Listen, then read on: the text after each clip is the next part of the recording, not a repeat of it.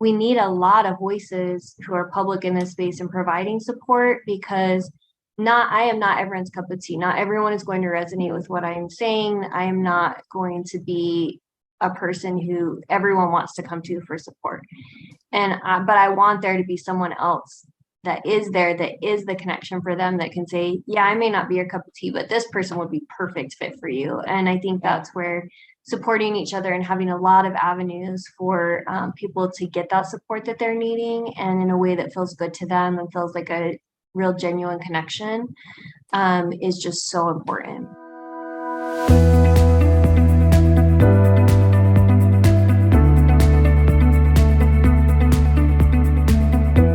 Welcome to the Full Stop Podcast, a childless community podcast with Berenice Smith, Sarah Lawrence and me, Michael Hughes. If this is your first time here, our podcast delves into the many facets that make up the childless identity, as well as what is going on in the wider childless community. And our hope is that with all our special guests, we can help you craft your own narrative and what it means to be part of the childless community. We also aim to educate those not in our community so they can begin to understand and support those in their lives who may be facing a life without children. Now, this episode spans across 3 continents with Katie Seppi. Katie is a courageous and authentic powerhouse in the community, and she has been able to harness the power of social media to give support and hope to so many. With the success of her Childless Collective Summit last year, she is back this year with something bigger and better. So we wanted to find out more about this and what it takes to be a leader in our community. Welcome to our podcast, Katie. It's lovely to catch up with you and to find out what's going on with you, because you must have an awful lot on your plate right now. There's a lot going on, yeah. So Katie, for our listeners, who are you and what do you do? So my name's Katie, and I started Chasing Creation about 3 years ago. And I really started it originally because I felt like I was needing support around being childless. I was about a year out from my hysterectomy and just felt very lonely in my experience. And so I started an Instagram account and a website where I was blogging a little bit, which has since I didn't keep up on that for very long, but I found that I started connecting with people on Instagram and just really enjoying the connections I was making there. And then I slowly started adding things. So it started from that to now I've got the Childless Collective Summit, which I did first last year was the first year. And then the second one is just coming up here. And I have been hosting monthly support circles for about 2 years that are peer support groups. So I'm just really there to facilitate and allow women to make connections with each other. And then I have done other things, kind of in between that have come and gone, like conversations with others in the childless community and different webinars and all kinds of things. So, yeah. Wow. Double busy then. And in that you actually have shall we say, a proper job that earns you money to live as well. How do you do it? I do. Yeah, I work for a 9 to 5 nonprofit, so I have that as well. Yes. I don't know how you do it. It's crazy. They're crazy. Do you find that when you're doing you're switching between the two, do you find you have to kind of put on a different hat when you move, metaphorical hat, from one space to the other? It's interesting because the emotional side is different, but the actual job that I'm doing is just so similar, because at my job I'm doing events and doing trainings and so that's my main focus, and running one of our volunteer programs. So I'm connecting with people a lot. So I feel like the actual tasks I'm doing remain very similar. And the piece that changes is just, who I'm talking to in that emotional space and feeling more passionate and connected with the work that I do here in the childless community. It's amazing because it's nice when they both feed from each other. That's a really lovely situation to be in, isn't it? Oh, absolutely. Yeah. It's the Chasing Creation part is where I'm the most passionate. So it doesn't feel like I'm getting on to do more work. I get excited about it. That's wonderful. That's really good to hear. I totally understand that because, look, I'm up at midnight and I'm quite excited talking to you guys. So I get it. Tell us about the Childless Creative Summit. So how did that come about? Well, like I said, I do events for my 9 to 5 job. So I've hosted, like an advocacy summit in Washington, D.C., where we flew in like 300 people and had like trainings, and then did like a Capitol Hill Day in Washington, D.C. So I have all this experience running logistics and these kind of bigger trainings and meetings. And I felt like, this is actually, I had a bit of a pause in my work from that with the pandemic. And so I thought, why don't I do something like this for the childless community? And if I do it virtual, it'll be pandemic safe and I can do it at my own time and my own pace. So last year was the first one. And it really just came about from feeling like I was meeting a lot of individuals, and both who, were public voices about this, and then also just people who were experiencing it. And I just felt like, man, it'd be really cool to bring all these people together. I would love to have like a few days where I could invite like my favorite voices within the community to come together to talk, and then just have kind of like a gathering place for a few days where people can just come and connect, and it's all about our community and what we're experiencing. And I really tried to create the event that I wish I would have had when I was going through it and needed it. Yeah, that's What something. struck me about it was how stylish it is, just from the design point of view. Thank you. It was just the website says stylish. The whole thing is completely different to anything that I had seen before. You've got something quite cool there. It's not kind of it's just very contemporary, and I love that feeling about it last year. And I think it was from the outside looking in, it felt very different and very buzzy because of that, because you'd approached it in quite a different way to how other people have done things in the past. We've all done some bits and pieces in the UK with Fertility Fest, things like that. And of course, there's Steph's wonderful World Childless Week as well. And you've gone about something completely differently again. Where do you get your ideas from? Where does that creativity come from? I don't know. I think I've always been a creative person, but it's in like a way, like I can't create things from scratch on paper. I can't like paint or draw or do any of those kind of, I have to have something to look at. But there are certain ways where my creativities come out, like certainly with home remodeling projects has been something I love doing. And it's funny you mentioned that about the design of the summit, because I have no technical skills, and when I started this project, had no money. I still really have no money for it. So I have done 100% of everything by myself. I designed the website and came up with my branding, but I also figured out, how do I create a website? So I literally just learned everything on YouTube that I've done has just been through watching videos and piecing things together here or there. So I'm just waiting for the day when it all breaks down, because I missed something important. But it's funny because my niece, who's 20, is helping me with some of the graphics, the social media graphics this year. So I'm paying her to put some stuff together for me. And she said, "You did a really good job with the fonts. None of them look chuggy," which I don't know if you have teenage nieces, you might know what chuggy is, but it's like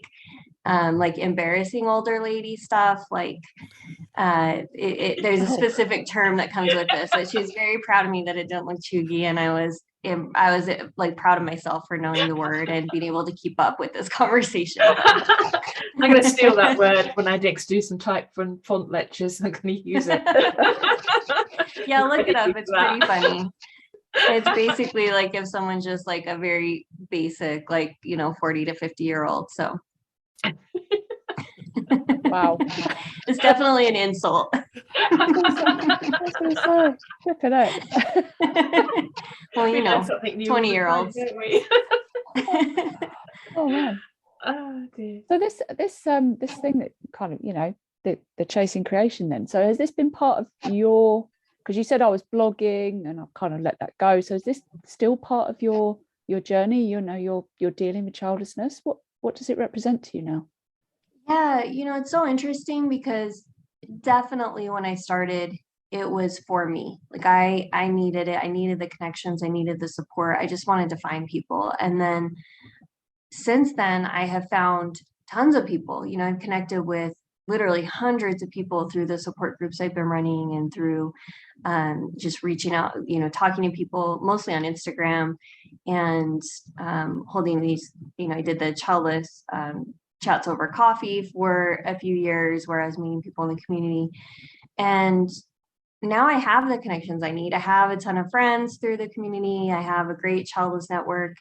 And I'm also, I think, almost 5 years post hysterectomy now, and I'm in a different place with my grief. So I very, very rarely get sad about being childless anymore. And so it really feels like it's kind of shifted from being something that I desperately needed to now being something where, for me, it's more about investing in community and seeing if I can continue to create infrastructure and support and community for those coming behind me, because I think a lot of times what I've seen just in the few years I've been in this community is a lot of people, once they reach a certain point in their kind of healing or moving forward, they leave the community, which I think is great and healthy. They don't seem to need the support as much, but then it leaves this huge gap in people who are coming up behind and kind of needing it in those initial days, especially. And so, my master's degree is in social work, but my emphasis is in community empowerment. So I think I always it's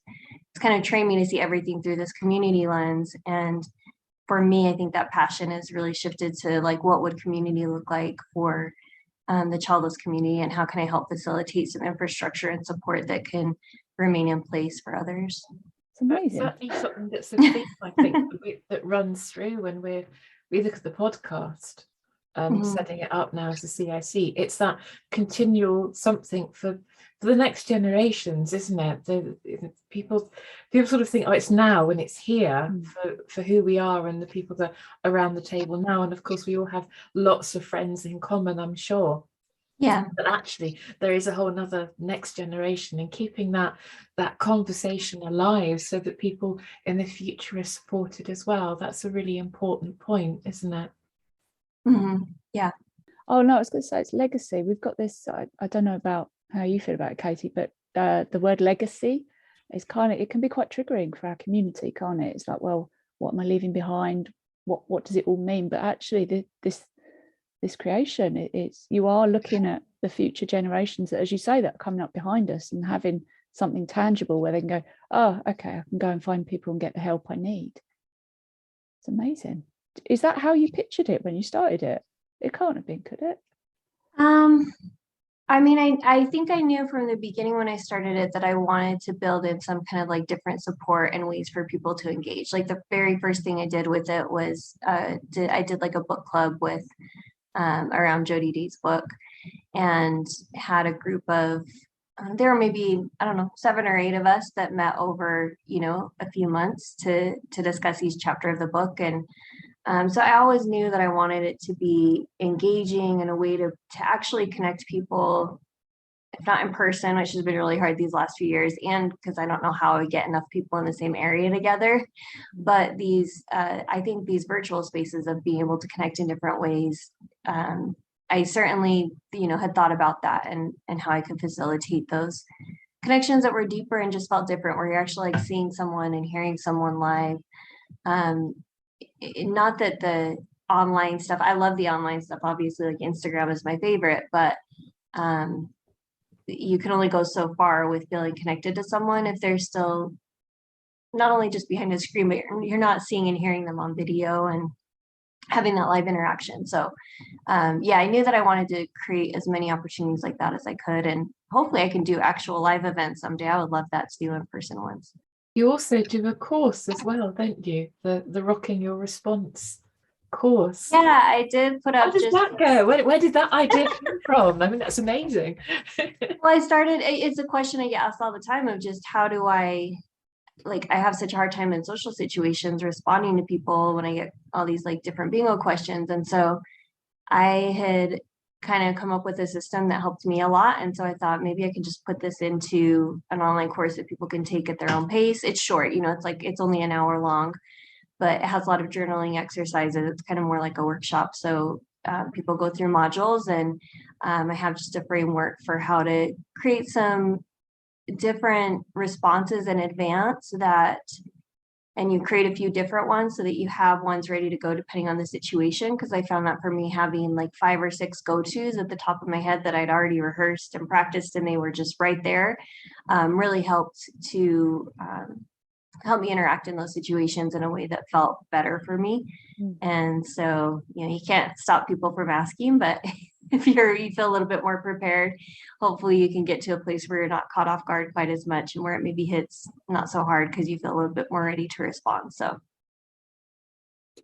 that's incredible. I think that's one of those amazing things that happens that you don't anticipate, that you come into this space and it's a place of quite a lot of grief for all of us, and we all still carry that grief, but out of it you can find the most unexpected opportunities that happen, and you think, oh, okay, I can see a gap in that. And I just love that sense of, with what you're doing, how you start with something that, as you say, to blog, and then it becomes what it's become now, and the coffee mornings, the book, and incrementally you're adding something to this that actually anybody who is listening to the podcast could go, oh okay, yeah, maybe I could write something, a little blog, or do a thing, and evolve themselves. And you never know what direction we're all going to take, but actually what you've done is created, almost with the responses and the mini little course that you've got, that people can then just build a bit of armor up that then gets into the next bit, and then the next bit, and how that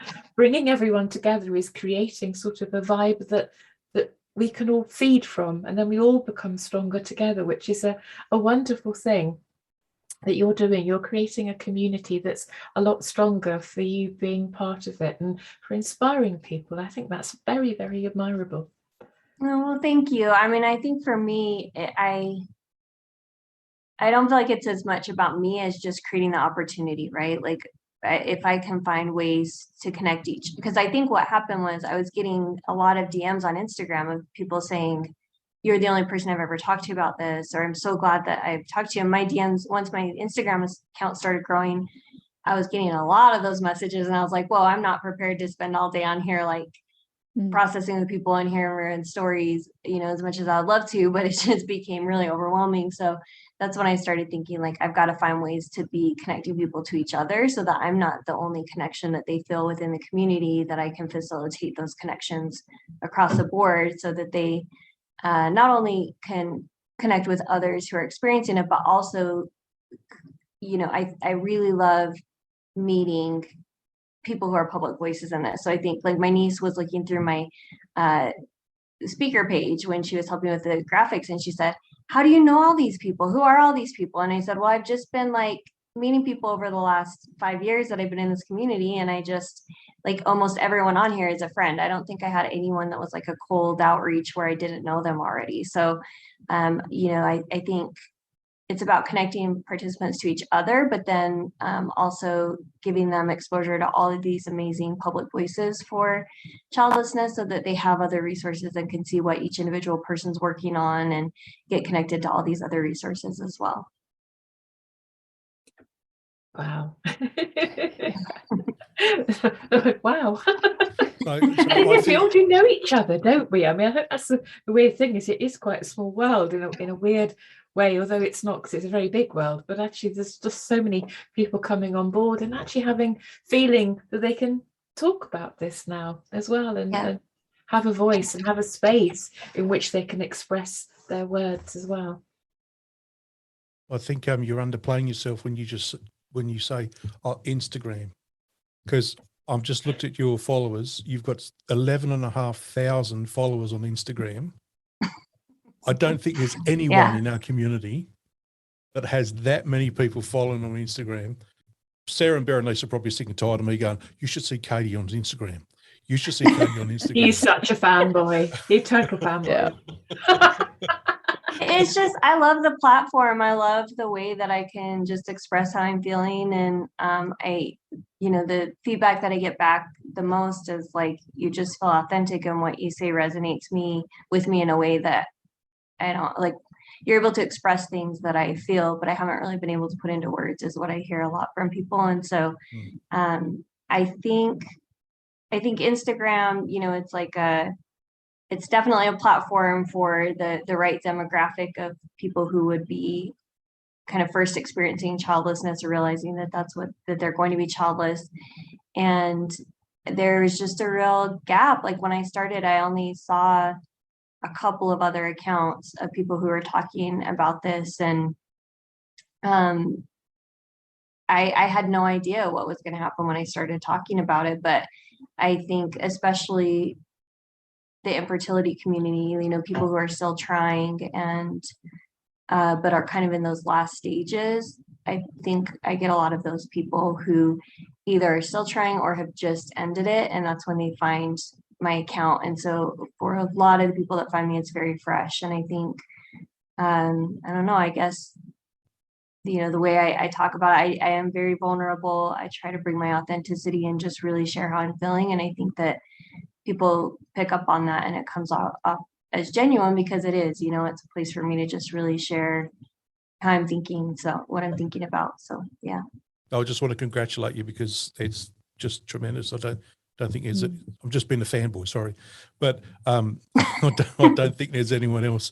And while we're talking about you, Katie, I have to tell you that Vicky and I have a really cute, I hope it comes across as a cute nickname for you, because if we say to each other, "Oh, did you see the pixie today?" That's you, because you're like the Tinkerbell pixie sort of. And Vicky often says, "Oh, I just want to squeeze that girl." I get that a lot. I'm also only 5'1", so I often get, I think get you're taller. I those. think you're taller than Vicky, so yeah, you'll be all right.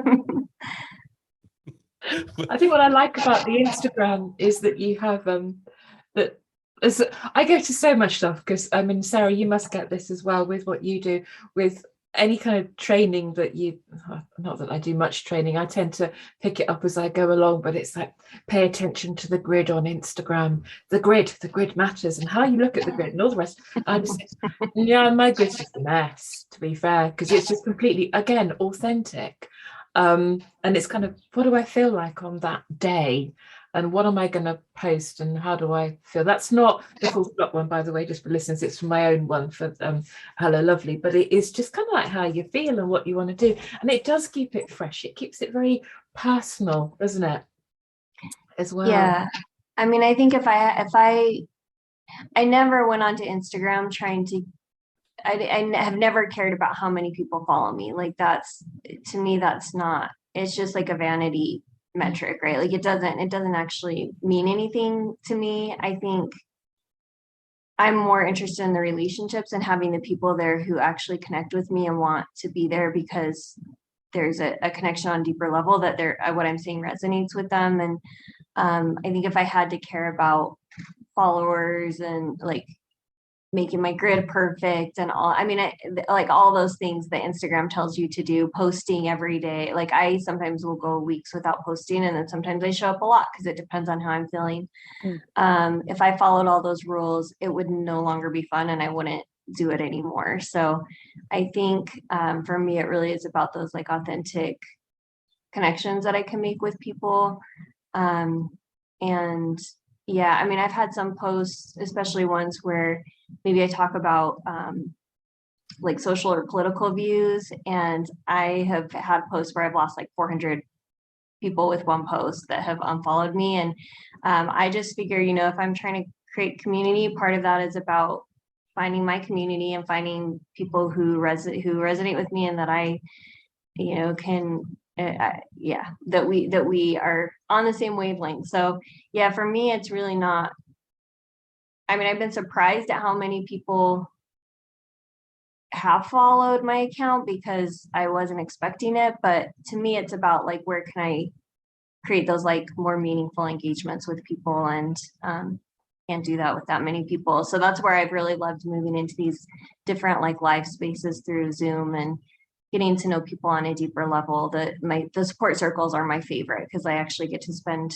an hour and a half with people every month just hearing about what's going on with them and, hearing them talk about what they're struggling with and giving each other support. And it's just a really beautiful place to be in. And I enjoy the interactions I have on Instagram, but they can only go so far in terms of actually creating that like genuine relationship. So Yeah, absolutely. And it's very inspiring just to find, I think, an area that you feel sort of happy with and comfortable with, and grow, I think, out of that into something else. And you're right, I think it is getting that sort of personal connection, a little bit of Zoom time. And I really hope that you manage to get something that's in person.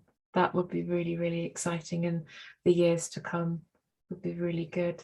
yeah, like I would love to do the summit in person, but I know from the nonprofit I work at that doing those in-person events, the costs are just so enormous. I mean, like tens of thousands of dollars a lot of the time, and I don't have that to pay out of pocket.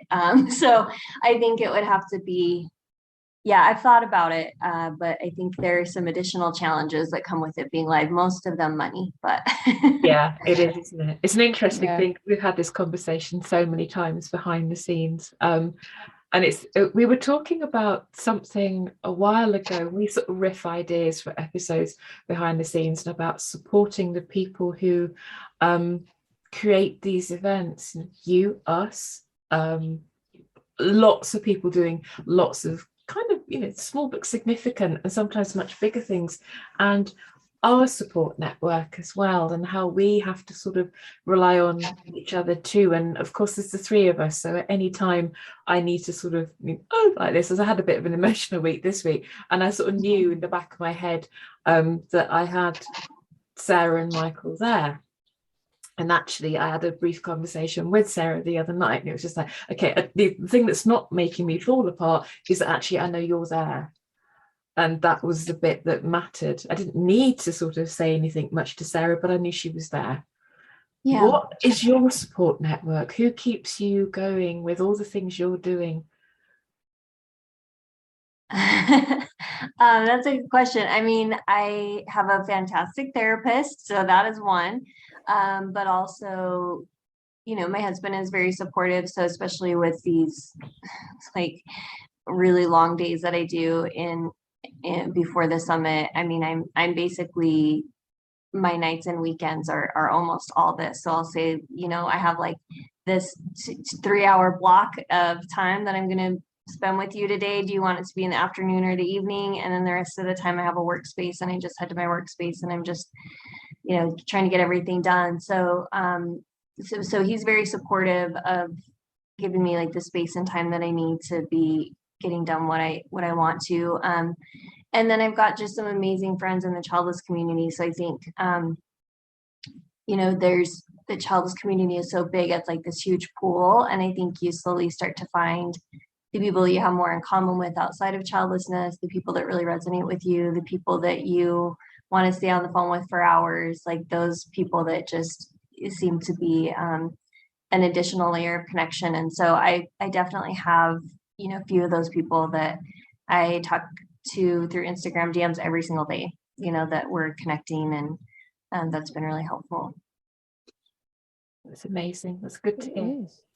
Where do you see it going? So you said in an ideal world, utopian, I have all the money I could possibly need. Where do you see it going? Have you got any plans for it longer term? Yeah, so I always have more ideas than I can actually execute. Time is always my issue because I am very always like future focused and have a lot more fun coming up with ideas of what could be than actually executing them.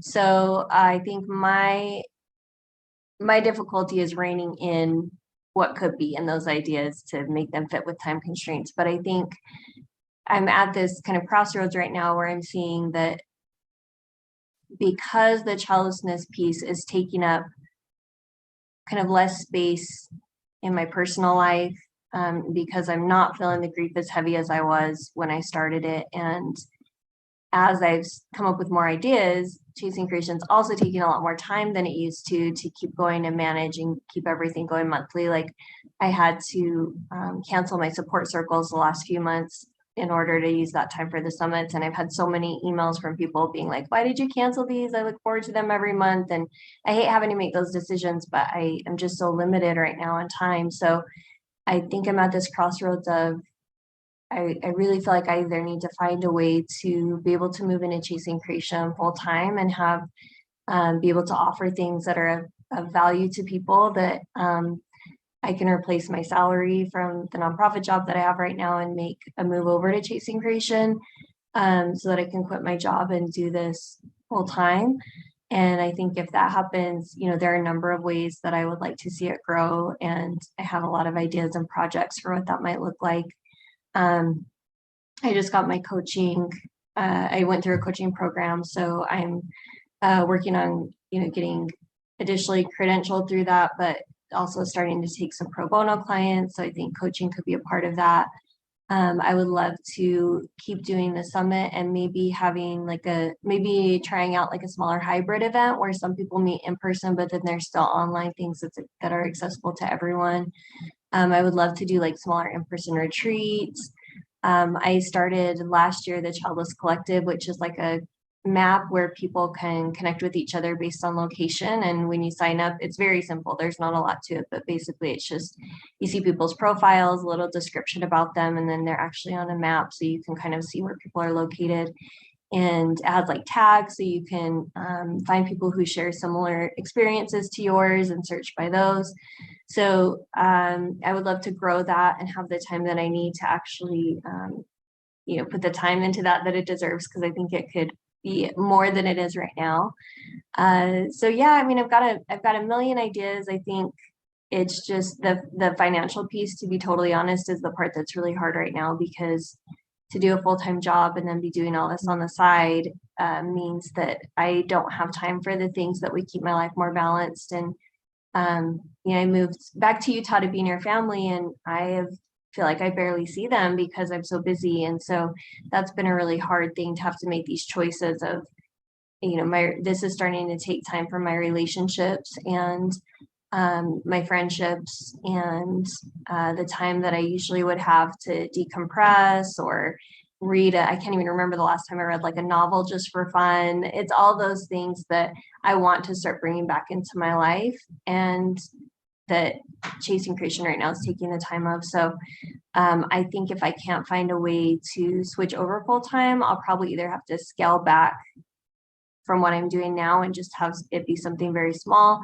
or maybe let it go entirely, so that I can just bring that time and space back into my life that I need to have a balanced life where I'm not just working all the time and feeling burned out. So that's kind of a hard thing to talk about with the community, but I've been talking about a little bit more on Instagram and just trying to explain to people what it actually takes for me to do everything that I'm doing. And I love doing it, but it's starting to, I guess, just hit this point of I can't do it like I am for much longer, because it's just too much. That's such an important thing, isn't it? Avoiding burnout, because it's as much as we love doing everything, we can't be all things to everyone, can we? Yeah. Wow, thank you for being so open and honest about that. Yeah, I mean, I've been trying to talk about it a little bit more, like I said, on Instagram, just to give people an idea of like, this is what it looks like for me in my life to be able to do this. And I'm hoping that people can see that and say, yeah, I do think it's worth chipping in a little bit for this thing that you're creating, or to attend this event, or to show up for you as well. Because, I think if everyone chipped in a little bit, I could replace that nonprofit salary. And I'm not asking people to do it for free, but if they, value the work that I'm doing, then buy an extended access pass at the summit, or come to one of my support circles, join the Childless Collective, and I think it's difficult to put a price on those things, and to have the expectation that people pay. And it's put me in this very weird situation where I need to, in order to keep doing it, as hard as it is. And now that I'm at this position of realizing I really have to do it so that I can switch over, or it's not going to be there, because I just can't, I physically, like, even I just can't keep doing the double job. So I think that's a very difficult conversation to have. It's one that we, all three of us, have every empathy with, because it isn't endless. It just isn't. And that's with three of us doing it. And if you're on your own, it's even harder. It's much more work to do. But there was something I read a while ago, and it was about the idea of paying for something. And I forget who it was, but they said that if you're the kind of person who can just buy a coffee without really thinking about it, you're my audience, because that's what I need you to do. It literally is buy a coffee. And that small, it's what over in the UK, translating it to other currencies I'm not so good at, but over here, what, say 2-3 quid or something like that, actually makes a massive difference. If everybody who was on your Insta feed, in the same way with us, with every subscriber to our listeners list, just chipped in 2-3 quid, it would make a massive difference to us. But it's kind of having that conversation, and it's a really difficult one, because all the things that we do, your website, like ours, it needs money to be hosted. It's not just the kind of the personal time, but it's certainly when I look at our website, and I know it's the same with Sarah, Michael would say the same. It's kind of, you look at it and think, okay, it costs this much, and I equate it to, okay, I've got to do another design job for that out of my work in order to pay for that bit, and Sarah will do something to pay for her bit, and so it goes on. And that's a really tough conversation, because nobody wants to make money from somebody else's grief, if you like, or their space, their space within our space, if that makes sense. But actually, ultimately, in order to deliver the things that we're doing and to have a good work-life balance and not get that burnout, you have to breach this sort of gap again. Like, actually, this is not endless. However nice that might feel, it doesn't always work like that. So I think if you are a fan of Katie and you can spare a coffee, a couple of dollars for a coffee, then go chip in, because that's really important, a very important message for people to take away from this, however awkward that feels. And I'm sort of turning off and going, I'm going to just hide under the desk now. But we're business owners at the end of the day. Sarah and I, we run a business, separately, not together, but we're business owners. But it's still awkward, isn't it? It's really awkward. And I think I will be completely honest and say that a lot of my therapy sessions the last 6 months or year have just been having these conversations about, if I am charging for things, if I do this full time, what does that mean if I'm making my income switching from a nonprofit to this? And how do I do it in a way that feels aligned with my values and that feels good to me? And so I can tell you some examples of how I've tried to do that. Like, one is, I have everything I was turning to for business advice, marketing advice, promotional, that stuff felt so icky and gross that like 99% of what I was finding, I was throwing out, because I'm saying, I'm not doing this. This doesn't feel good to me. I'm not doing it. I wasn't finding resources to kind of replace that, right? Because I have to do promotion, I have to do marketing, I have to have an email list, I have to do all these things if I want to be doing this full time, but everything just felt gross. So I started looking into trauma-informed practice in terms of sales, which sounds weird, but like finding people who talk about, don't do this practice because it might be triggering people's trauma, and like a fast action thing where it's like, you have 15 minutes to get this discount, like, don't do that because it's putting pressure on people. Or so looking at like feminist business practices, human first, like, ethical business practices, I've slowly kind of found those people who work in those spaces that I can learn from and say, I can talk about this thing in a way that feels really good to me, and that I don't feel like, it doesn't feel sleazy or creepy to be talking about it in this way. And so I think that was like one piece of it. And then the other piece was realizing that the skills that I'm using are the same ones I'm using at my nonprofit, which is also to help people. It's a different demographic, and the difference is that people would, be paying me directly instead of getting funding through a nonprofit. And I thought about setting up through a nonprofit, but the biggest thing that led me away from that model is that you're reliant on funders if you do that. And so I have seen through a lot of nonprofits I've worked at that people's missions and what they offer really tend to shift based on where the funding's coming from. I also really didn't know who wants to fund like childless people in this work. But if I did find them, I just figured, I want to be able to create what I think is best for the community and what people are telling me that I need. And if I start accepting money from foundations or corporations or whoever, they have their own idea of what they want it to be used for. And then my time is now shifting to whatever to fulfill those grant needs instead of necessarily being able to shift and move toward what people are saying that they need. So I wanted to do just a more direct model, and I will always have things that people can access for free or very low cost. And then I may have some things that cost a little bit more, like if people want to do coaching with me, or I think the Summit's a really good example. Like the Summit, you can watch 100% of the presentations for free. You have access to each day's presentations for 24 hours for free.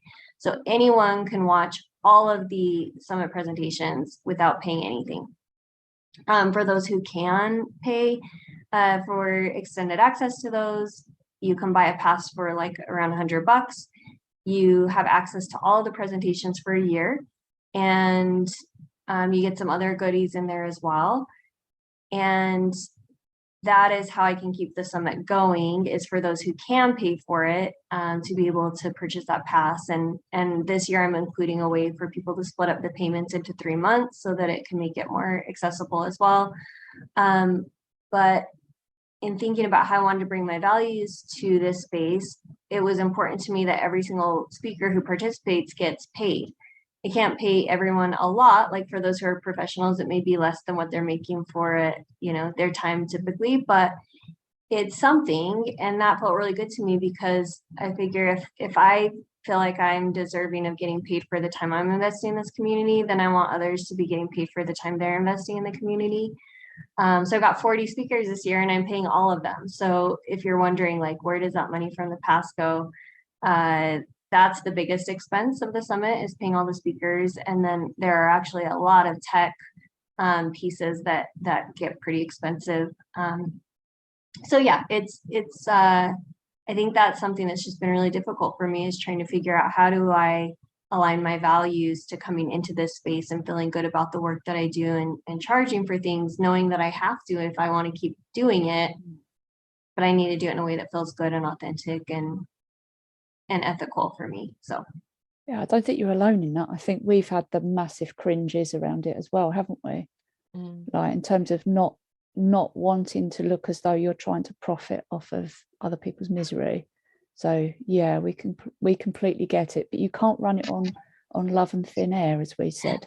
So if I were independently wealthy, this would be a very different conversation.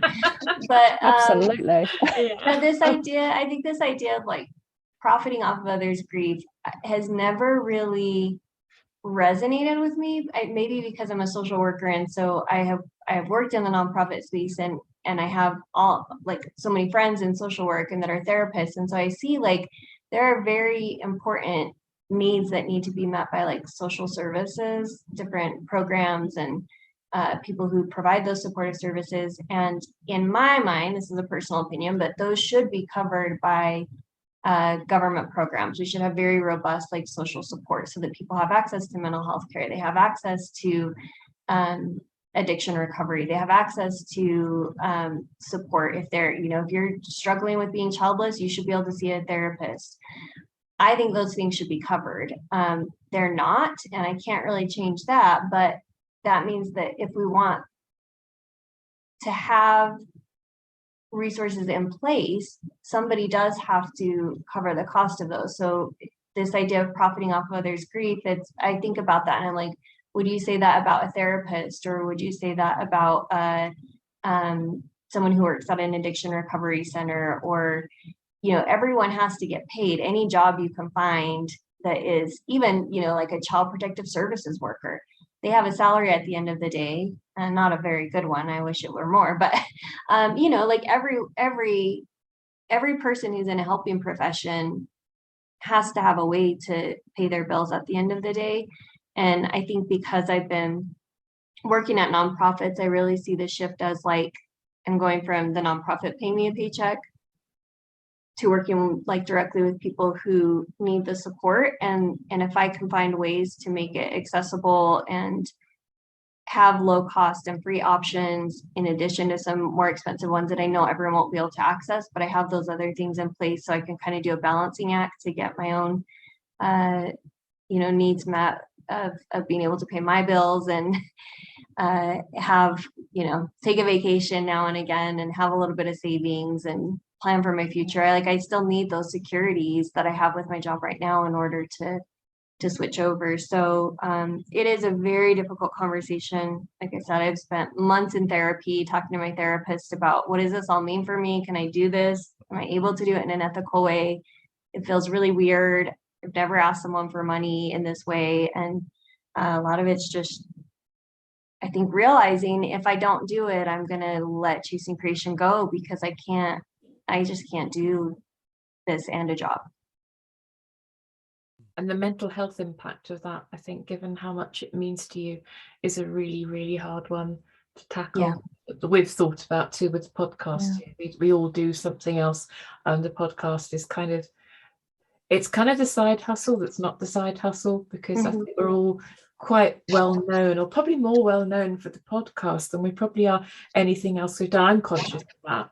I've been into business stuff and things like that. I run a design business, but podcast. And second, the design stuff pays for the podcast actually, because it's the side hustle, and the side hustle, and it all kind of joins up. So I think every empathy with that, because I think it what we all do matters to us. It's just as Chasing Creation is part of your journey, then so the podcast is part of our journey, but trying to make sure that you get the balance right so that it doesn't become something actually that you can resent as well. I think, it can feel resentful sometimes. You try not to, but you think, oh gosh, there's only so much that one can do endlessly. So I thank you for your honesty in that. Really, I think it's a conversation that is long overdue in our community, and I hope no one takes offense to that, but it is a conversation that I think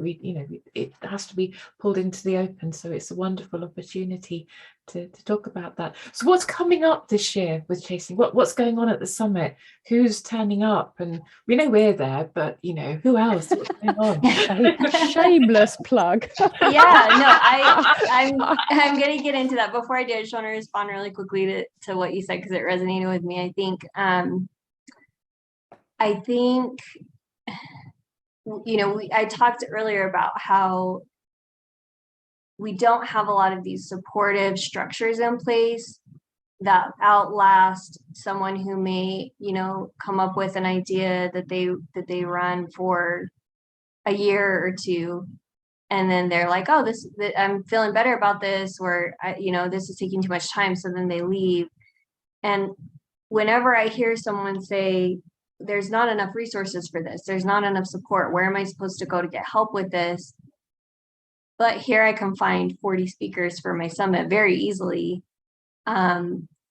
These people all also need support to continue what they're doing, so that we have a structure in place and people who can stay within the space longer term, so that the support is there. And I think maybe making that connection of like, if I want to be able to go somewhere for support and believe that there should be people within the community who can stay long term, so that they can be helping with those waves of people coming in and out. And I feel like most of the people I met 5 years ago in the childless community aren't really that active anymore. A lot of them have moved out of the space. And it was the same thing that when I first came to realize I was going to be childless, the first thing I did was look for books. And of course, Jodi's book was there.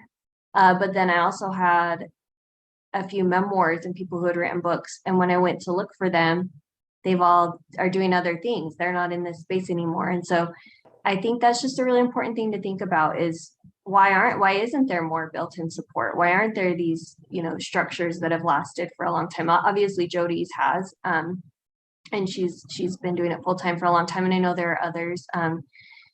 Stephanie is working to do the World Childless Week each year, and she doesn't get paid anything for that. She puts a lot of time into doing that herself. So there are people who are contributing, but I think if we want to see long-term structures in place, unfortunately, this is just part of it, and it is awkward. But I think before we get on to what's coming up, I'm putting on my Aussie male hat now. Katie and I have had a discussion about how open Aussies can be. And I think there is a reality here that just needs to be said, is that the only place that this support is going to come from is the community itself, because we've talked about the fact that no government's going to take this up. So the reality is that, and I don't want to piss people off, but it's almost like you're saying that the community's got to step up. If you want the support, if you enjoy the podcast, if you get lots of what Katie does, the reality is it's got to come from the community. Otherwise, it's going to be, it grows and it becomes too big. And, you end up in a situation that you're in, Katie. Yeah. I mean, it's a terrible feeling to have to feel like, if I'm shutting down, it's because Chasing Creation got too big and took up too much time. That would be the worst reason to have to quit it, right? It would. But it's the reality. Yeah, it is. It really is the reality. And I don't want to make it this, if you don't do this, this is going to happen. But I think it's something that people really need to think about really, really deeply. Yeah. And I think we make a lot of investments. We've been through infertility and health stuff, like investing in those parts of ourselves, and even like the mental health. Like the therapist I see, I've had to pay out of pocket, which luckily I am able to right now. But it's quite a bit of money, and I think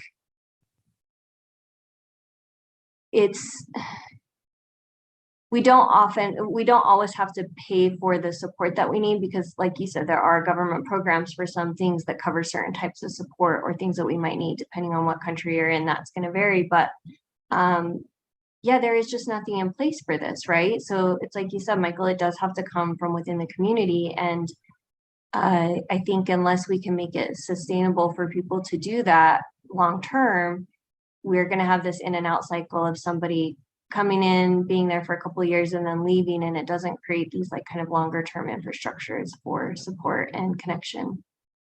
It's a conversation. I think also that if you have something that's big enough, and those who can afford to invest can then create spaces for those who cannot as well, to create something that's more equal. I'm reading a very good book at the moment, John Alexander, a book called Citizens, about equality and accessibility to things, and creating a level playing field as well. And it's a really interesting book, and an awful lot of it I keep thinking, oh yes, that is something that needs to happen, I think, in many cultures.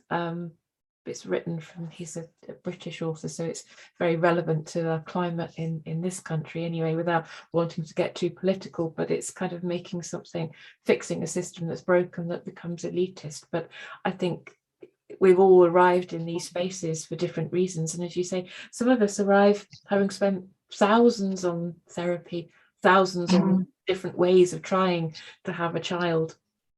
Or in fact, sometimes you need a break, as I had, from a working environment, because actually that becomes untenable too. So it's creating opportunities for others who may not be able to afford it is really important as well. Yeah, and I think that's, like I said, I always plan to offer free and low cost options for support and ways that people can get connected to support that they need.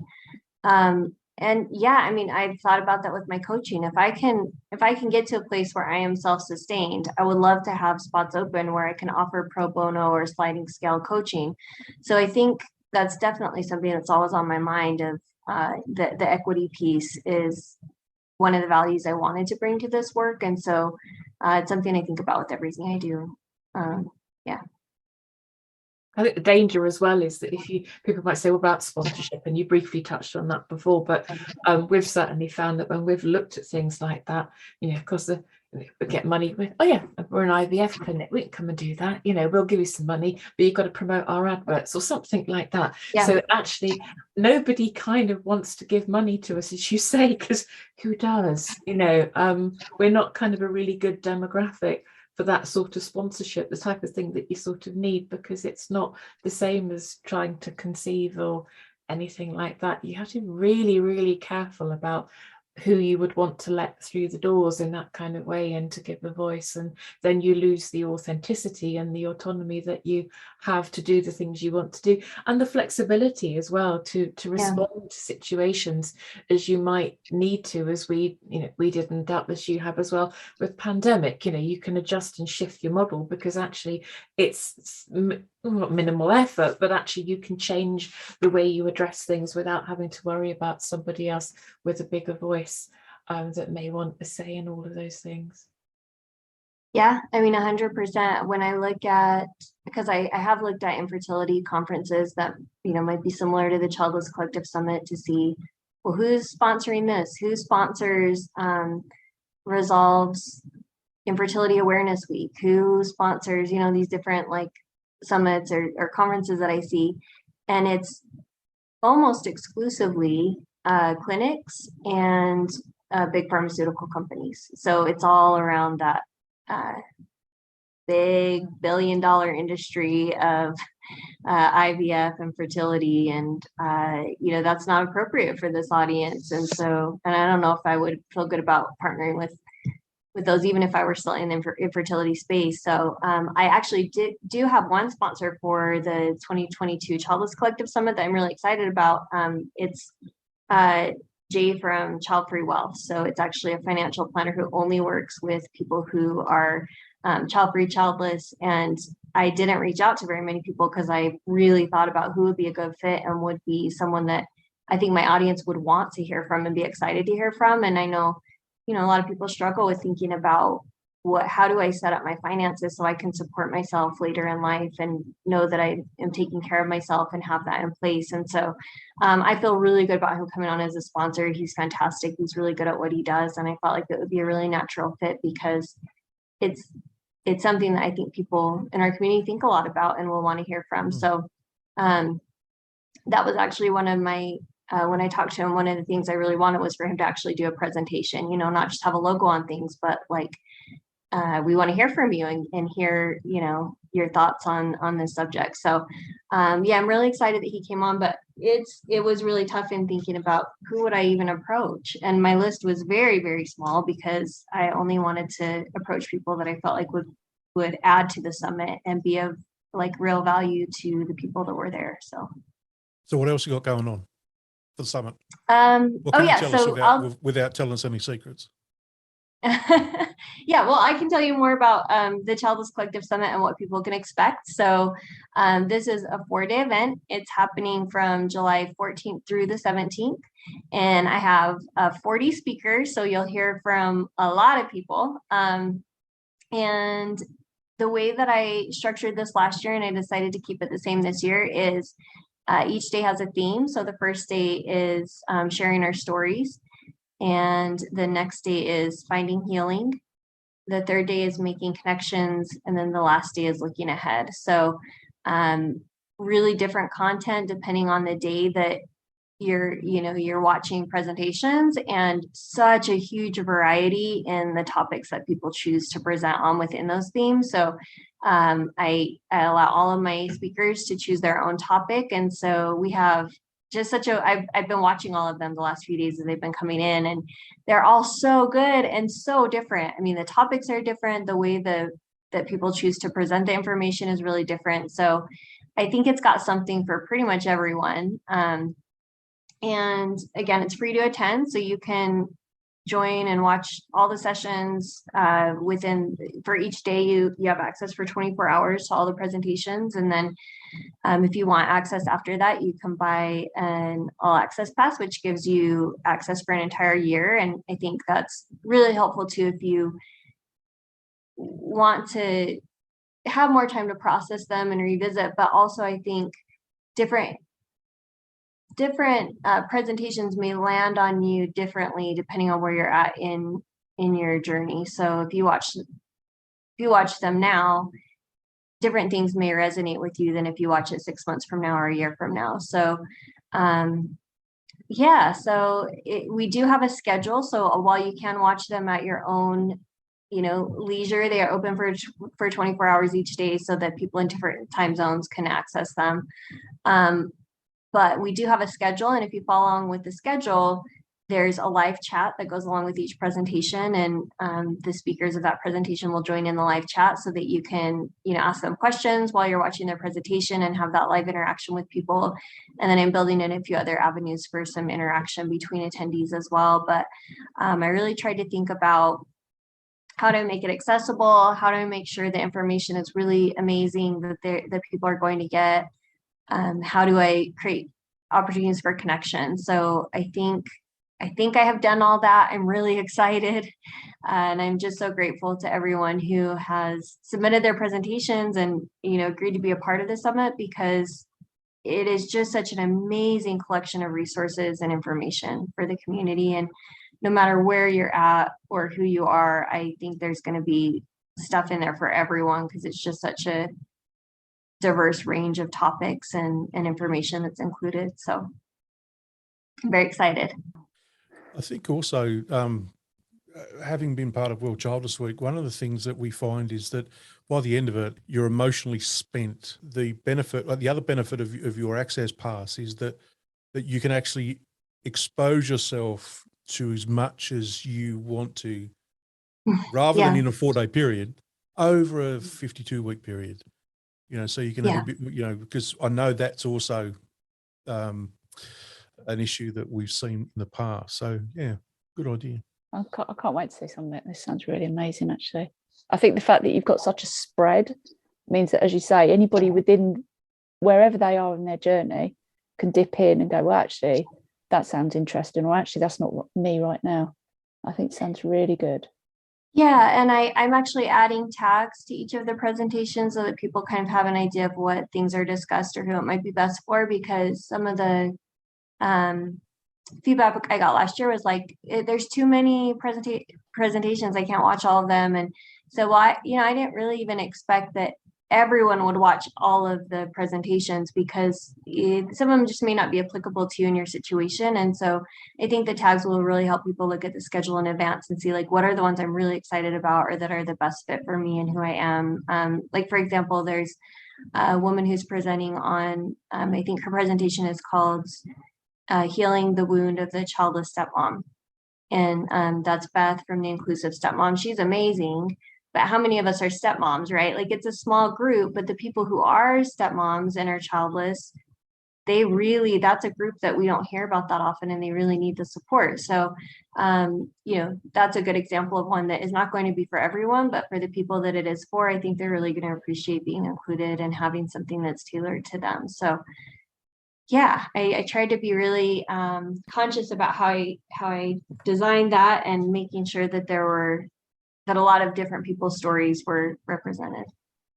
Sounds wonderful.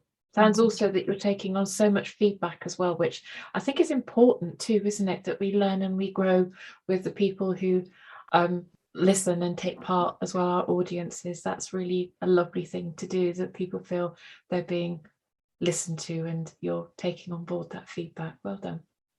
Yeah, I actually had a few hundred responses to the follow-up survey each day. I did a different one each day, and I had a few hundred responses each day from people, and I read through every single one and took that to heart as I was planning this year to see, what were the themes coming up that people said, this is what I like to see change. So I'm hoping I made some improvements this year. It's going to be even better.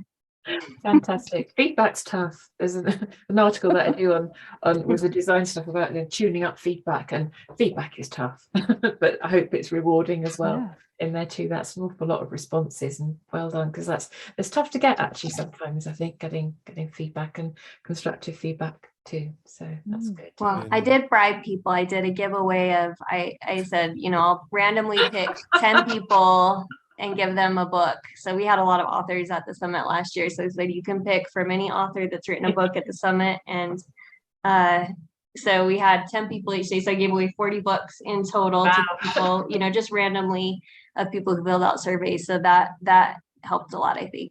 But the feedback was so valuable for me that it was worth it, because I really was able to see, like, okay, what's resonating with people, what do I want to make changes to next year. And it was mostly positive. And I really see the ones that were constructive criticisms as a way for me to make improvements. So amazing. I have to admit that because if you're so passionate about something and you feel like you own this and you get constructive criticism, I would find that really hard to take. I must admit, I'd have to know. I'm not reading that yet. No. Yeah, especially if it's your heart and your soul that's gone into it, which it clearly has. I mean, it's such a passion project, isn't it? I can tell by the way you've spoken about it. It's just like, this is my heart and my soul. Oh, I mean, 100%. I think that's when this idea, like you guys have said, of like making money off of people's grief. I think the other reason it doesn't resonate with me in that way is that I'm having to fight and work really hard to try to stay in this space. It would be so much easier for me if I just stayed at my job and gave this up and just had a normal 9 to 5, or if I decided I want to do something different, to move into a different nonprofit space or something else that was just a built-in salary and I don't have to worry about any of this.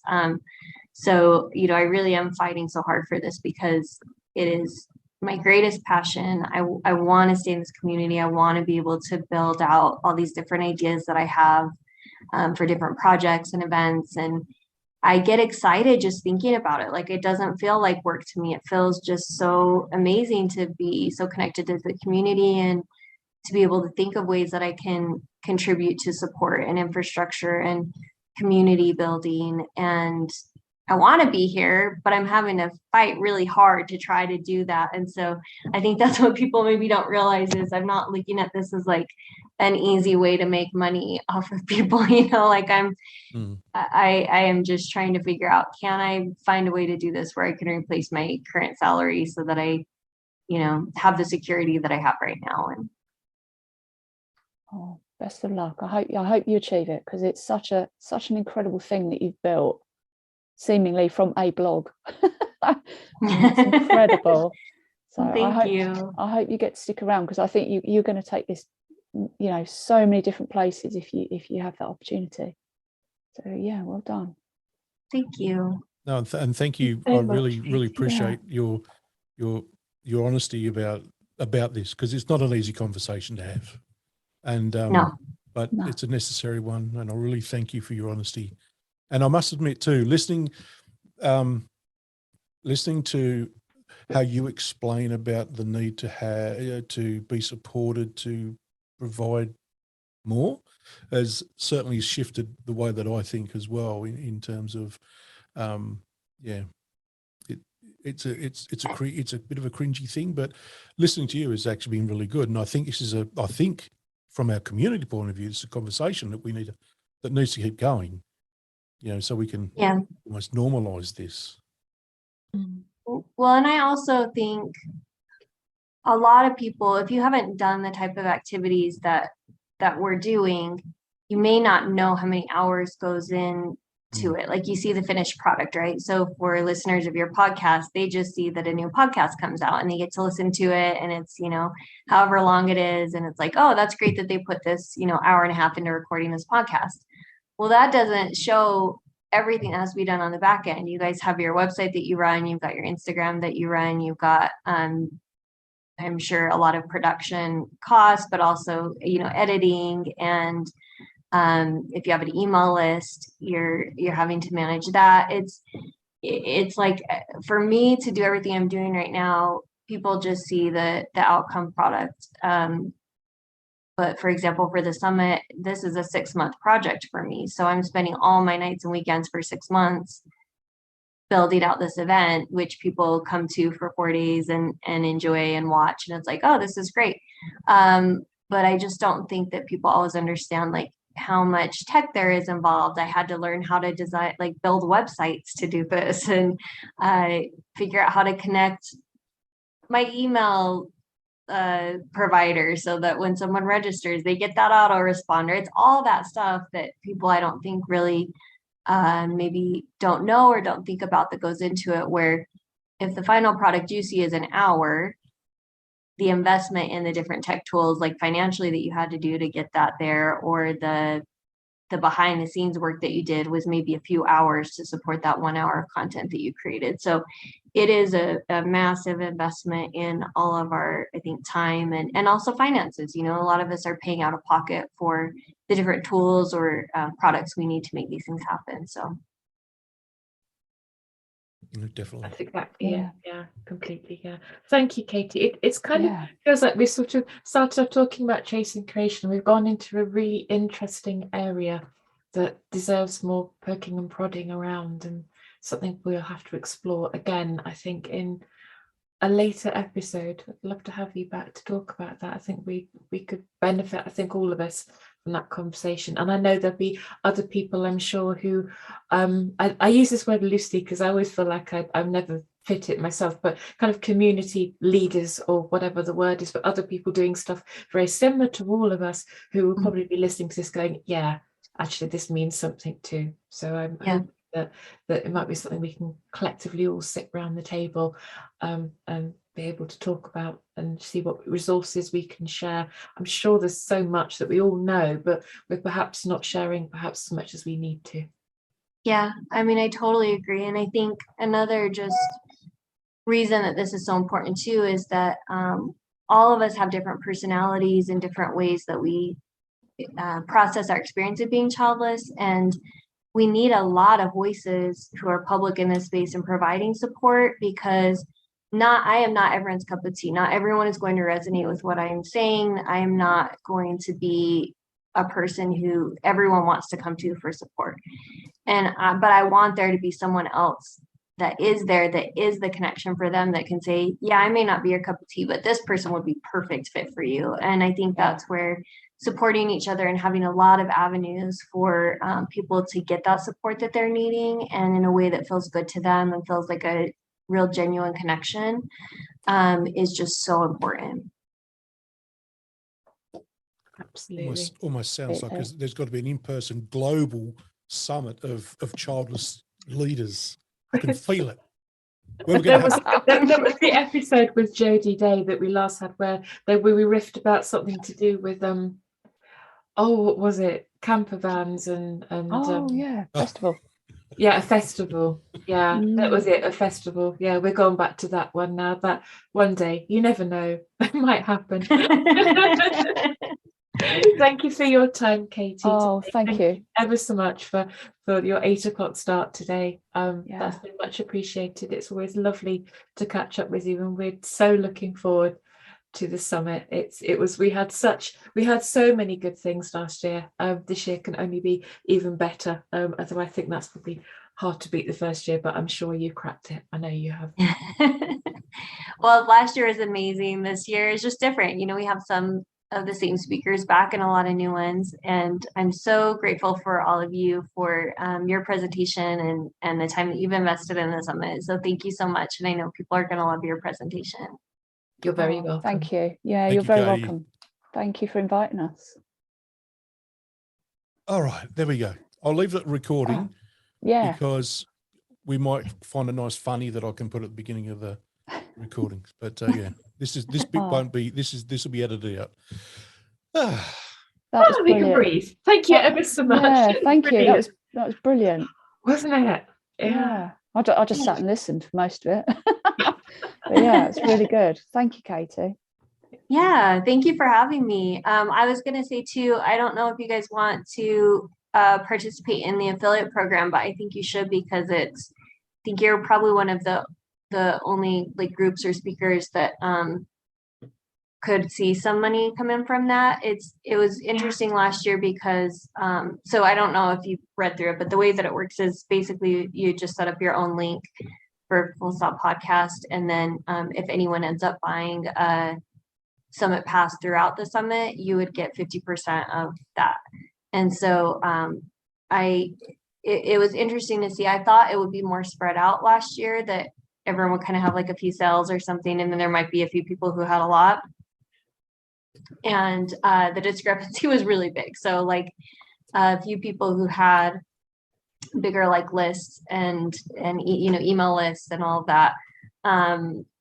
A few people made $1,000 or a couple grand through that, and then a few other people made like, I don't know, maybe 2 or 3 sales through it, and then most of the speakers didn't make any. So last year I had just set up the affiliate program and wasn't paying like a speaker fee.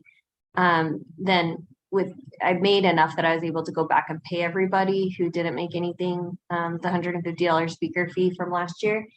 This year I just decided to add in the speaker fee from the beginning so that I knew that everyone would get compensated for their time. But I think you are a good example of people who have an audience where you may get some of those affiliate sales. Would be happy to do that. That's absolutely fine. I know you sent an email through about it, and because I look after the newsletter and the website, as long as Michael and Sarah are comfortable, then I can put that all in to all the necessary communications. We'll pop it on the website too, on the first page, and we'll get that done, because I think that's just, certainly having this episode as well, it just confirms that we're thoroughly 100% behind you, which is what we really want to be. It's really important to be part of that, and I think to be visible too. And I think because we're monthly, we can start to do that now from the episode that's coming up, and we can keep rolling it through as well. That also kind of gives us, we've got a bit more content, I think, coming up and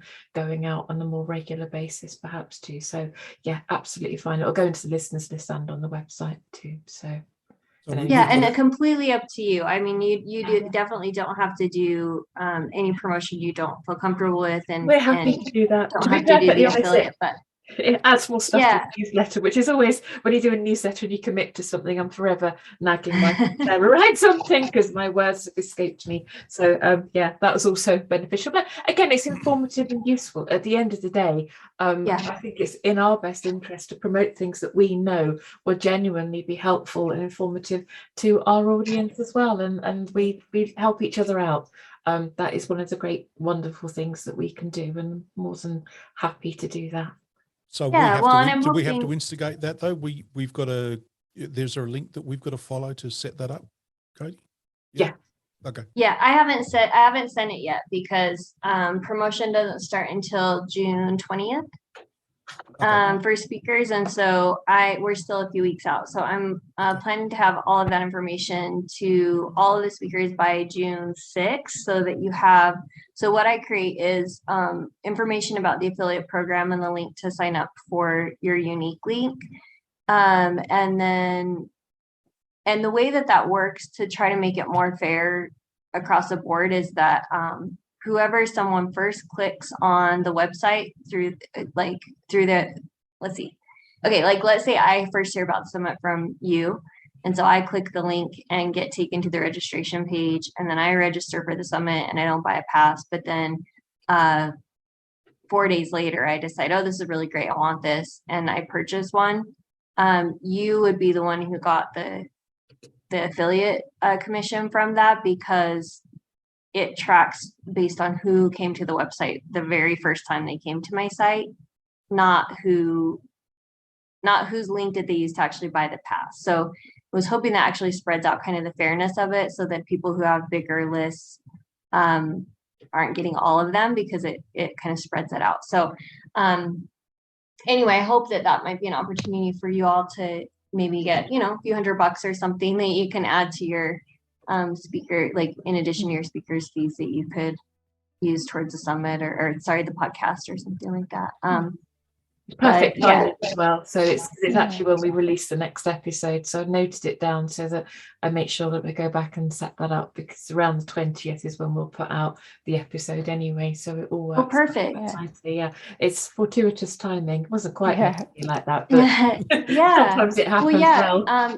Just make sure you include that unique link in any promotion that you do, and then that will track it. And in addition to that, I also create, well, my niece this year is doing, I'm paying her to do it, but she's doing all my social media graphics, and then I'll write what's called like swipe copy for all those, so that there's, you know, captions, and then I'll even have like suggested emails. So I'll put all of that into a folder that speakers can use to make promotion really simple. And you are free to do your own graphics or come up with whatever copy you want. So you can make it your own in any way you want to, but I include all that just to make it super easy if people don't want to think about it and would just prefer to use something that's already been created. So yeah, when I send out an email next week, it will have all of that, a link to all the different promo stuff you can use, and then getting set up with the affiliate link. So fabulous. Cool. Thank Wonderful. you. Look out for that. Thank you ever so much.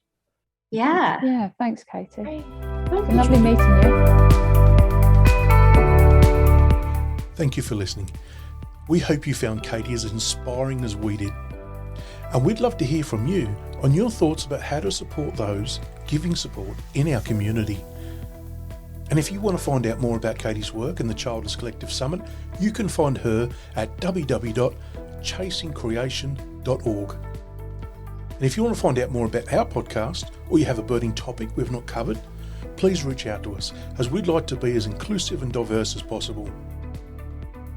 And you can find us on Facebook, Instagram, Twitter, LinkedIn, and we also have a channel on YouTube.